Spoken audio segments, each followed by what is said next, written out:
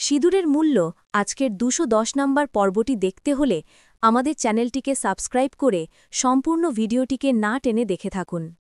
অর্জুন এখন আর আগের সেই মানুষটা নেই, তার স্মৃতি মুছে গেছে, ভালোবাসার মানুষকেও সে চিনতে পারছে না। সবাই মিলে তাকে বোঝাতে থাকে যে অনুই তার আপনজন আর মিষ্টি একজন খারাপ মানুষ। শিশুমনের মতো সরল অর্জুন ধীরে ধীরে এই কথাগুলোকেই সত্য ধরে নিতে শুরু করে। সে মিষ্টিকে নিজের ঘর, নিজের বিছানা, এমনকি নিজের খেলনাও ভাগ করতে চায় না। এই দৃশ্যগুলো মিষ্টির জন্য যেমন বেদনাদায়ক, তেমনি দর্শকদের হৃদয়ও ভেঙে দেয়। অন্যদিকে প্রিয়া অত্যন্ত চতুরতার সঙ্গে নিজের চোটের দায়ে মিষ্টির ঘাড়ে চাপিয়ে দেয়। সে জানে অর্জুন এখন আবেগ দিয়ে নয়, যা সরে তাই বিশ্বাস দিয়ে সিদ্ধান্ত নেয়। সেই সুযোগ নিয়েই সে অর্জুনের মনে মিষ্টির বিরুদ্ধে ঘৃণার বীজ বপন করে। অর্জুন রাগে বলে ওঠে সে আর কখনো মিষ্টির সঙ্গে কথা বলবে না। এই কথাগুলো শুধু কথাই নয়, যেন মিষ্টির জীবনে একের পর এক আঘাত হয়ে নেমে আসে। তবু মিষ্টি ভেঙে পড়ে না।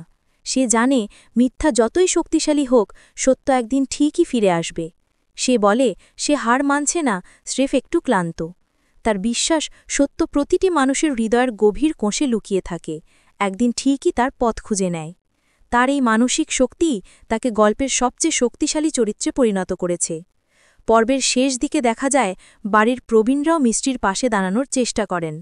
তারা বুঝতে পারেন অর্জুন এখন মানসিকভাবে একটি ছোট শিশুর মতো, তাই তাকে ধীরে ধীরে নতুনভাবে কাছে টানতে হবে।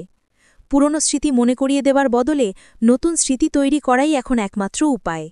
এই আশাতেই মিষ্টির নতুনভাবে লড়াই শুরু করার প্রস্তুতি নেয়। সব মিলিয়ে আজকের পর্বটি ছিল আবেগ, ষড়যন্ত্র আর ভাঙা বিশ্বাসের এক গভীর সংঘর্ষ। একদিকে প্রিয়ার নির্মম চাল, অন্যদিকে মিষ্টির নীরব সহ্যশক্তি, এই দুয়ের দ্বন্দ্বেই দাঁড়িয়ে আছে পুরো গল্প। আগামী পর্বগুলোতে এই লড়াই কোন দিকে মোড় নেবে সেটাই এখন দেখার।